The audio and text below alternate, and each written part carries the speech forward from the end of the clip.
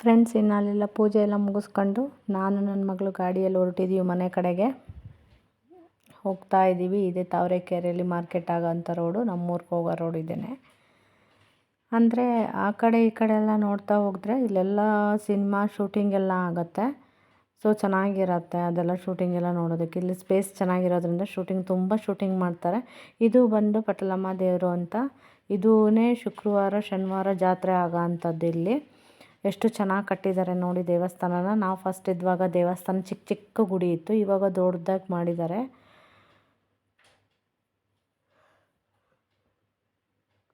ತಾವರೆಕೆರೆಯಿಂದ 1.5-2 kilometre ಆಗುತ್ತೆ ನಮ್ಮೂರು. So ಹೋಗ್ತಾ ಇದ್ದೀವಿ ನೋಡಿ. ಇಲ್ಲಿ ಬೂತ್ ಬಂಗ್ಲೆ ಇದೆ. ಏನು ಈ ಕಡೆ ಎಡಗಡೆ ಕಾಣಿಸ್ತಾ ಐತೆ ಅದೆಲ್ಲ ಬಂಗ್ಲೆ ಜಮೀನು ಅಂತಲೇ ಹೇಳ್ತಾರೆ. ಈ ಗೇಟಿಂದನೇ ಎಂಟ್ರಿ ಆಗೋಂಥದ್ದು. ಆ ಬಂಗ್ಲೆಯವರು ಇಲ್ಲಿ ಯಾರು ಅಂತ ಗೊತ್ತಿಲ್ಲ, ಅದು ಉಸ್ತುವಾರಿ ಯಾರು ಅಂತ ಗೊತ್ತಿಲ್ಲ. ಬಟ್ ಇಲ್ಲೆಲ್ಲ ತುಂಬ ದೊಡ್ಡ ದೊಡ್ಡ ಸಿನಿಮಾ ಸೆಟ್ಟೆಲ್ಲ ಹಾಕಿ ಪ್ರತಿಯೊಬ್ಬರು ಹೀರೋಗಳು ಬಂದು ತಾವರೆಕೆರೆ ದೇವಸ್ಥಾನದ ಹತ್ರ, ತಾವರೆಕೆರೆ ಊರೊಳಗಡೆ ಇಲ್ಲಿ ಏನಿಲ್ಲಿ ಬೂತ್ ಬಂಗ್ಲೆ ನೋಡ್ತಾ ಇದ್ದೀವಿ ಅಲ್ಲಿ ಎಲ್ಲದನ್ನು ವಿಡಿಯೋ ಮಾಡಿದ್ದಾರೆ. ಎಷ್ಟೋ ಸೀರಿಯಲ್ಗಳಾಗಿದೆ. ನಾನು ನೋಡ್ದಂಗೆ ತುಂಬ ಸಿನಿಮಾ ಶೂಟಿಂಗ್ ಎಲ್ಲ ಆಗಿದೆ ಇಲ್ಲಿ. ಈ ಬೂತ್ ಬಂಗ್ಲೆಯಲ್ಲಿ ಆಗಿರೋ ಅಂಥ ಸಿನಿಮಾ ಅಂತಲೇ ಬೆಸ್ಟ್ ಒಂದು ಎಕ್ಸಾಂಪಲ್ ಅಂತಂದರೆ ನೀಲಾಂಬರಿ ಸಿನಿಮಾ ಆಗಿರೋದು ಈ ಬೂತ್ ಬಂಗ್ಲೆಯಲ್ಲಿ. ಮತ್ತು ಅಯ್ಯ ಸಿನಿಮಾ ಶೂಟ್ ಇದೆಯಲ್ಲ ಅದು ಕೂಡ ಇಲ್ಲಾಗಿದೆ. ಆಮೇಲೆ ರವಿಚಂದ್ರನ್ ತಾವರೆಕೆರೆ ಅಂತ ಹೇಳಿ ಬಸ್ ಇಳಿತಾರಲ್ಲ, ಅದು ಯಾವ ಫಿಲಮು ಹೆಸ್ರು ಗೊತ್ತಿಲ್ಲ. ಬಟ್ ಅವರು ತುಂಬ ದೊಡ್ಡ ದೊಡ್ಡ ಹೀರೋ ಎಲ್ಲ ಪ್ರತಿಯೊಬ್ಬರು ತುಂಬ ಶೂಟಿಂಗ್ ಆಗಿದೆ ಇಲ್ಲಿ. ನಾನು ಒಂದು ಸಾರಿ ದಿಗಂತ್ ಅವ್ರ ಶೂಟಿಂಗ್ ನಡೀತಾ ಇರಬೇಕಾದ್ರೂ ಹೋಗಿದ್ದೆ. ಅದು ಫಿಲಮ್ ಹೆಸರು ನನಗೂ ಕೂಡ ಗೊತ್ತಿಲ್ಲ. ಇಂದ್ರತರ ದಿಗಂತ್ ಅವರು ಎಲ್ಲ ಬಂದಿದ್ದಾಗ ನಾನು ಕೂಡ ನೋಡಿ ಹೋಗಿದ್ದೆ. ನಾನು ಬಂದು ಇನ್ನೇ ನಮ್ಮೂರಿಗೆ, ಇದೇ ನಮ್ಮ ಊರ ಮನೆ. ಏನಂದರೆ ಬಂದ ತಕ್ಷಣ ನಂಗೆ ರೆಸ್ಟ್ ಮಾಡೋಕ್ಕೂ ಕೂಡ ಟೈಮ್ ಇರಲಿಲ್ಲ. ಅಲ್ಲಿಂದ ಟಯರ್ಡಾಗಿ ಬಂದಿದ್ದೆ, ಬೆಳಗ್ಗೆನೇ ಹೊರಟಿದ್ದು. ಬಟ್ ಇಲ್ಲಿ ಬಂದಾಗ ಮನೆ ಪೂರ್ತಿ ಗಲೀಜಿತ್ತು. ಅದೆಲ್ಲ ಧೂಳು ತೆಕ್ಕೊಂಡು ಕ್ಲೀನ್ ಮಾಡಿ ಒಂದು ಕಡೆಯಿಂದ ಎಲ್ಲ ನೀರು ಹಾಕಿ ಗುಡಿಸಿ 2-3 ಟೈಮ್ಸ್ ನಾನು ಗುಡಿಸಿ ಕ್ಲೀನ್ ಮಾಡಿ ಎಲ್ಲ ಇಟ್ಟಿದ್ದೆ.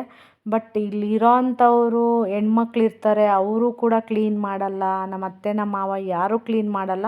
ನಾನು ಒಂದು ರೌಂಡ್ ಪೂರ್ತಿ ಎಲ್ಲದನ್ನು ನೀರು ಹಾಕಿ ಪೊರ್ಕೆಯಿಂದ ಗುಡಿಸಿ ಮಾಪಿಂದ ಒರೆಸಿ ಬಟ್ಟೆಯಿಂದ ಒರೆಸಿ ಎಲ್ಲ ಮಾಡಿದೆ. ಹೆಣ್ಮಕ್ಳುಗಳು ಏನು ಅಂತಂದರೆ ನಮ್ಮ ಮನೇಲಿ ಇರೋ ಅಂಥ ಪರಿಸ್ಥಿತಿ ಏನಂದರೆ ಪ್ರಾಪರ್ಟಿ ದುಡ್ಡಿಗೆ ಇಂಪಾರ್ಟೆಂಟ್ ಕೊಡ್ತಾರೆ ಹೊರ್ತು ಮನಸ್ಸಿಗೆ ಆಗಲಿ ಮನೆ ಕ್ಲೀನಿಂಗ್ ಆಗಲಿ ಇಂಪಾರ್ಟೆಂಟ್ ಕೊಡಲ್ಲ.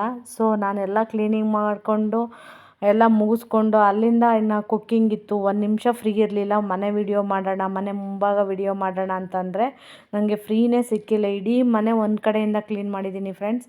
ನೋಡಿ, ಸೌದೆ ಒಲೆಯಲ್ಲಿ ಅಡುಗೆ, ಒಲೆ ಕೂಡ ಚೆನ್ನಾಗಿ ಇಟ್ಕೊಂಡಿರಲಿಲ್ಲ. ಸೊ ಏನು ಹೇಳೋಕ್ಕಾಗದಿರೋ ಪರಿಸ್ಥಿತಿ. ನಾನು ನಮ್ಮ ಅತ್ತೆ ನಮ್ಮ ಮಾವಂಗೂ ಹೇಳೋಕ್ಕಾಗಲ್ಲ, ಅಥವಾ ಈಗ ಯಾರಿಗೆ ಹೇಳೋಕ್ಕಾಗತ್ತೆ ಹೇಳಿ? ಯಾರಿಗೂ ಹೇಳೋಕ್ಕಾಗಲ್ಲ. ಯಾರನ್ನು ದೂಷಿಸೋಕ್ಕಾಗದಿರೋ ಅಂಥ ಪರಿಸ್ಥಿತಿ. ಬಟ್ ಅವರು ಕೂಡ ಅರ್ಥ ಮಾಡ್ಕೋಬೇಕು.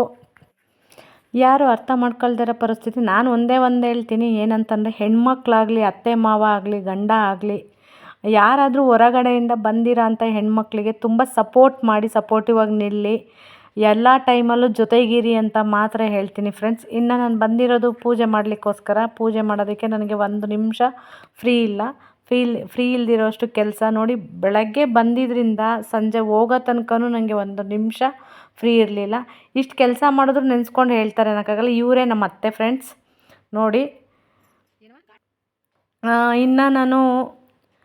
ಇನ್ನು ನಾನು ಹಾಸನಿಗೆ ಬಂದಿರೋ ಕಾರಣ ಅಂದರೆ ಇದೇ ಫ್ರೆಂಡ್ಸ್ ಕಾರಣ. ಅಂದರೆ ನನ್ನ ಮಗಳು, ಚಿಕ್ಕ ಮಗಳು ಎಕ್ಸ್ಪೈರ್ಡ್ ಆಗಿರೋ ಕಾರಣದಿಂದ ನನಗೆ ಹೆಲ್ತ್ ಇಶ್ಯೂಸ್ ಆಗಿತ್ತು.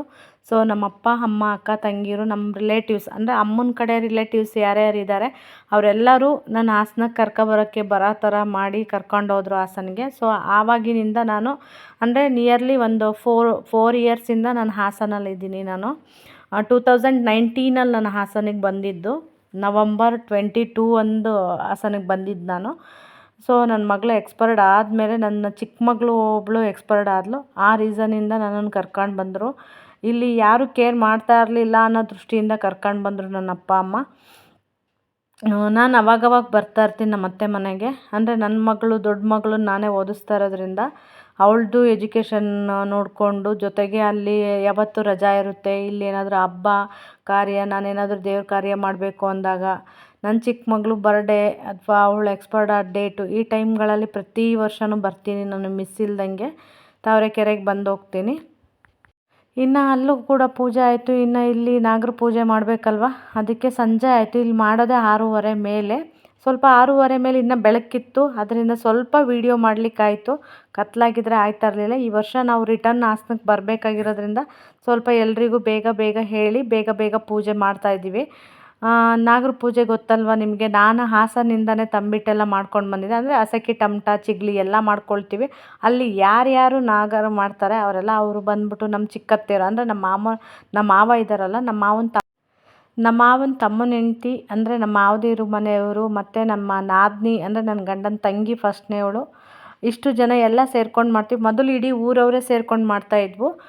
ನಾವು ಈ ಕಡೆ ಅಂದರೆ ನಮ್ಮ ಜಮೀನಲ್ಲಿ ಮಾಡೋಕ್ಕೆ ಸ್ಟಾರ್ಟ್ ಮಾಡಿದಾಗಿಂದ ಇನ್ನೊಂದು ಸ್ವಲ್ಪ ಜನ ಡಿವೈಡ್ ಆದರು. ಒಟ್ಟಿಗೆ ಮಾಡ್ತಾಯಿದ್ದಾಗ ಚೆನ್ನಾಗಿತ್ತು. ಹಬ್ಬದ ವಿಶೇಷ ಏನಂದರೆ ಫ್ರೆಂಡ್ಸ್, ನಾಗರ ಹಬ್ಬ ಮಾಡೋದಂದರೆ ಬೆಳಗ್ಗೆಯಿಂದ ಉಪವಾಸ ಇದ್ದು, ಅಂದರೆ ನೀರು ಕುಡಿದಂಗೆ, ಎಂಜಲು ಮಾಡ್ದಂಗೆ ಅನ್ನ ಸಾಂಬಾರು ಮುದ್ದೆ ಮಾಡಿ ತಂಬಿಟ್ಟುಗಳನ್ನ ಮಾಡಿ, ಅಂದರೆ ಹಸಕಿ ಟಮಟ ಮತ್ತು ಜೊತೆಗೆ ಚಿಗ್ಲಿಗುಂಡೆ ಮಾಡಿ, ಆಮೇಲೆ ಇದಕ್ಕೆ ಮೇಯ್ನ್ಲಿ ನಾವು ಕರ್ಪೂರ ಹಚ್ಚಲ್ಲ, ಕಾಯಿ ಹೊಡೆಯಲ್ಲ, ಇದೆರಡೂ ಮಾಡೋಂಗಿಲ್ಲ. ಮತ್ತು ಸಾಂಬಾರಿಗೆ ಒಗ್ಗರಣೆ ಹಾಕೋಂಗಿಲ್ಲ, ಎಂಜಲು ಅಂಟು ಮುಂಟು ಏನೂ ಆಗೋಂಗಿಲ್ಲ. ತುಂಬ ಶ್ರದ್ಧೆಯಿಂದ ಬೆಳಗ್ಗೆಯಿಂದ ಉಪವಾಸ ಇದ್ದು ಸಂಜೆ ಅಂದರೆ ಸೂರ್ಯ ಮುಳುಗಿ ಕಾಗೆ ಎಲ್ಲ ಆರು ಹೋದ್ಮೇಲೆ ಮಾಡೋ ಅಂತಹ ಹಬ್ಬ ನಾವು. ಮಧ್ಯಾಹ್ನ ಎಲ್ಲ ಮಾಡೋಂಗಿಲ್ಲ. ಇದನ್ನ ನಾಯಿ ಆಗಲಿ ಒಂದು ಕಾಗೆ ಆಗಲಿ ನಾವು ಇಟ್ಟಿರೋ ಅಂಥದ್ದನ್ನ ಬಂದು ಎಳಿಬಾರ್ದು ಅನ್ನೋ ದೃಷ್ಟಿಯಿಂದ ಸಂಜೆ ಗೋಧೂಳಿ ಸಮಯದಲ್ಲಿ ಮಾಡ್ತೀವಿ ನಾವು ಇದನ್ನು. ಅಂದರೆ ನನ್ನ ಮದುವೆಯಾಗಿ 19 ವರ್ಷ ಆಗಿದೆ ಫ್ರೆಂಡ್ಸ್. 19 ವರ್ಷದಿಂದನೂ, ಅಂದರೆ ಸ್ಟಾರ್ಟಿಂಗ್ 2 ವರ್ಷ ಮಾಡಿಲ್ಲ, ಆಮೇಲೆ ಮಾಡ್ತಾ ಬಂದಿದ್ದೀನಿ ನಾನು.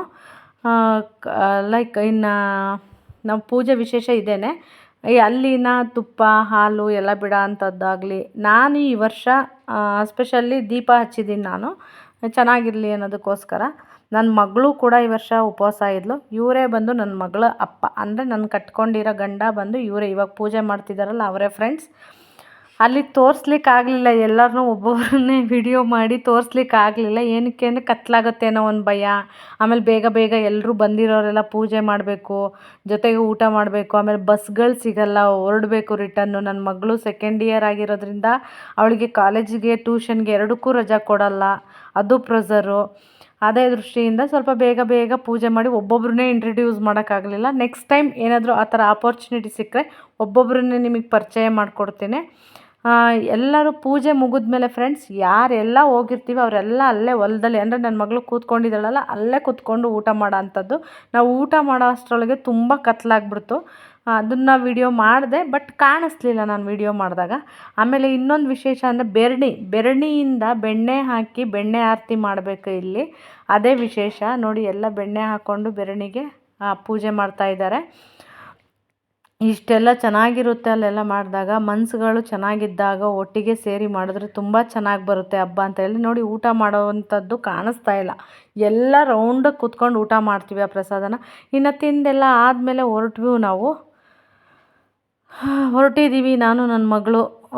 ಅದೇ ಬಸ್, ಬೆಳಗ್ಗೆ ಯಾವ ಬಸ್ಸಲ್ಲಿ ಹೋಗಿದ್ವೋ ಅದೇ ಬಸ್ ಸಿಕ್ಕಿತ್ತು ನಮ್ಗೆ, ಅದೊಂದು ಖುಷಿ ಆಯಿತು. ಮತ್ತು ನನ್ನ ಮಗಳು ನಾನು ಬೇರೆ ಬೇರೆ ಸೀಟೇ ಆಯಿತು, ಒಂದೇ ಒಟ್ಟಿಗೆ ಸೀಟ್ ಸಿಗಲಿಲ್ಲ. ಸ್ವಲ್ಪ ವಿಡಿಯೋ ಮಾಡಿದ್ದೀನಿ. ಏನಕ್ಕೆ ಅಂದರೆ ಬಸ್ಸಿಗೆ ಬಂದ ತಕ್ಷಣ ಲೈಟ್ ಆಫ್ ಆಗುತ್ತೆ, ಸೊ ವಿಡಿಯೋ ಮಾಡೋಕ್ಕಾಗಲಿಲ್ಲ. ಮಧ್ಯದಲ್ಲಿ ವಿಡಿಯೋ ಮಾಡಿದೆ. ಇದೆಲ್ಲ ಆದಮೇಲೆ ನಾವು ಹೊರಟಿದ್ದೀವಿ ಹಾಸನ್ಗೆ. ನೋಡಿ ತಾವರೆಕೆರೆ ಹಬ್ಬ ಮತ್ತು ಊರ ಜಾತ್ರೆ ಎಲ್ಲ ಈ ರೀತಿಯಾಗಿ ಆಗುತ್ತೆ. ನಾನು ಸಣ್ಣದು ಯಾರು ನನ್ನ ಫ್ರೆಂಡ್ಸ್ಗಳು ಸಣ್ಣ ಕ್ಲಿಪ್ಪಿಂಗ್ ಕಳಿಸಿದ್ರು, ಅದನ್ನು ಮಾತ್ರ ಹಾಕ್ಲಿಕ್ಕಾಗಿದೆ. ಪ್ರತಿಯೊಂದನ್ನು ಹಾಕಲಿಕ್ಕೆ ನನಗೆ ವಿಡಿಯೋ ಸಿಗಲಿಲ್ಲ ಫ್ರೆಂಡ್ಸ್. ತುಂಬ ಚೆನ್ನಾಗಿ ಜಾತ್ರೆ ಆಗುತ್ತೆ. ಅಂದರೆ 5 ದಿನ ಆಗುತ್ತೆ. ಶುಕ್ರವಾರ, ಶನಿವಾರ, ಭಾನುವಾರ, ಸೋಮವಾರ, ಮಂಗಳವಾರದ ತನಕ ಆಗುತ್ತೆ. ಶುಕ್ರವಾರ ಸ್ಟಾರ್ಟ್ ಆದರೆ ಮಂಗಳವಾರದ ತನಕ ಜಾತ್ರೆ ಇರುತ್ತೆ ಫ್ರೆಂಡ್ಸ್. ತುಂಬ ಚೆನ್ನಾಗಾಗಿದೆ, ನನಗಂತೂ ತುಂಬ ಖುಷಿಯಾಯಿತು. ಇನ್ನು ಜಾತ್ರೆ ದಿನ ಅವ್ರ ಅಕ್ಕ ತಂಗಿ, ಅವ್ರ ಗಂಡ ಮತ್ತು ಅಣ್ಣ ತಮ್ಮಂದಿರು ಎಲ್ಲ ಬರ್ತಾರೆ ಅನ್ನೋದು ವಾಡಿಕೆ ಇದೆ ಅಲ್ಲಿ.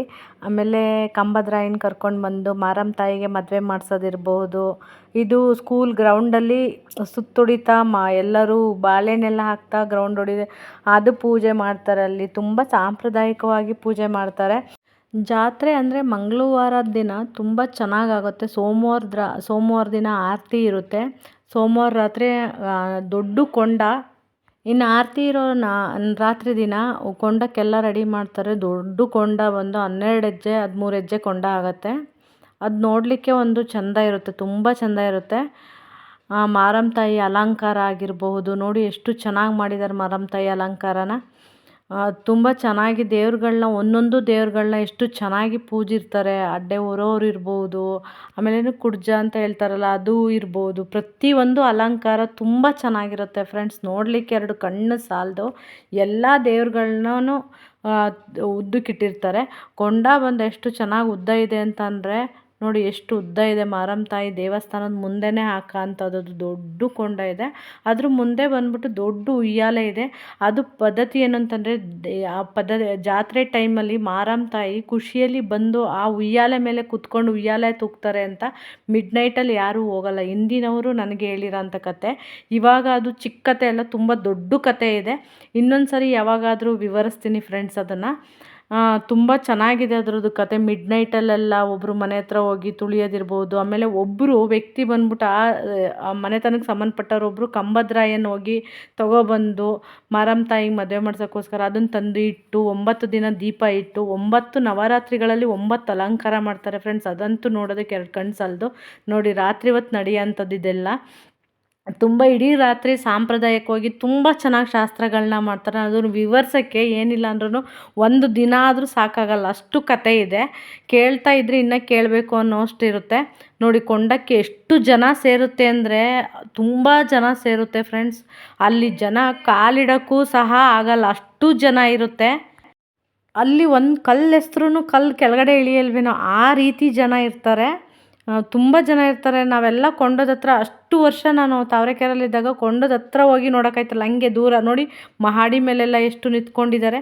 ಆ ಥರ ನಿಂತ್ಕೊಂಡು ನೋಡಬೇಕು ದೂರ ದೂರ. ನನ್ನ ಮಗಳು ಒಂದು ವರ್ಷ ನುಗ್ಗಿ ಹೋಗಿ ಚಿಕ್ಕದಿದ್ದಾಗ ಹೋಗಿ ನೋಡಿತ್ತು. ಆಮೇಲೆ ಕೊಂಡ ಎಲ್ಲ ಆದಮೇಲೆ ಮರಿ ಕಡಿಯೋದಿರ್ಬೋದು ಫ್ರೆಂಡ್ಸ್. ಏನಿಲ್ಲ ಅಂದರೂ ಮಂಗಳವಾರ ಒಂದೊಂದು ಮನೆಯಲ್ಲಿ ಕಮ್ಮಿ ಅಂದರೂ 2ರಿಂದ 3 ಮರಿ ಕಡಿತಾರೆ. ತುಂಬ ಜೋರು ಜಾತ್ರೆ ಆಗುತ್ತೆ ತಾವರೆಕೆರೆಯಲ್ಲಿ. ಅವತ್ತೆಲ್ಲ ನೋಡೋದಕ್ಕೆ ತುಂಬ ಖುಷಿ ಆಗ್ತಾ ಇರುತ್ತೆ. ಊರೇ ಜಗಮಗಿಸ್ತಾ ಇರುತ್ತೆ. ನೋಡಿ ಎಷ್ಟು ಜನ ಸೇರಿಕೊಂಡಿದೆ ಅಂದರೆ ಅಷ್ಟು ಜನ ಸೇರಿದೆ. 2 ಕಣ್ಣು ಸಾಲ್ತಿಲ್ಲಲ್ವ ಫ್ರೆಂಡ್ಸ್ ನೋಡಲಿಕ್ಕೆ.